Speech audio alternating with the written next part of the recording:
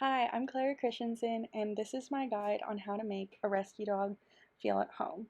I will be showing a few tips on how we made our new member of our family this past year feel comfortable. So, Ruby was turned into the shelter with extensive injuries, including a broken hip after being hit by a car. Because she is such a small dog, she was going to be put down because they thought she wouldn't pull through, but she was very determined to walk again, so she was able to walk again and eat well again. When she was finally able to be brought home, she was still very timid and nervous as expected, and we knew we had to make sure that she felt safe here. So here are a few things that we did to make sure that she felt completely comfortable in her new home. So my first tip is to make sure that your new dog has a place that they know is their own. So what we did for Ruby was we set up a blanket, a bed, and a lot of toys that were separated from everyone else's spots to make sure that she knew that that was her own spot. This is our only dog, but this is especially important if you have more than one dog or multiple pets, just so they know that they do have a spot to go if they do feel uncomfortable. What made us really sad about this was she actually didn't really know how to play with toys or how to play at all. So that was something that we had to kind of adjust around and teach her how to play with toys and make sure that she knew that those toys actually belonged to her and none of them were going to be taken away.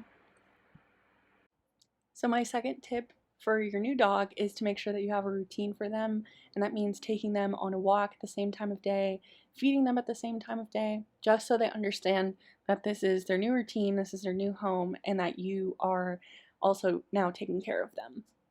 I think my third tip goes without saying, but it's to be patient. You don't necessarily know what these dogs have been through in the past, besides the little information you get from the shelter.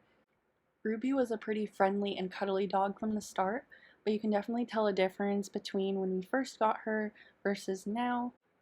Ruby was very timid of men, however, so my dad had to kind of win over her trust a bit more than my sister and my mom and I did. But he would feed her a lot of treats and not pet her. He would let her come to him, and over time they have become very close, as you can see.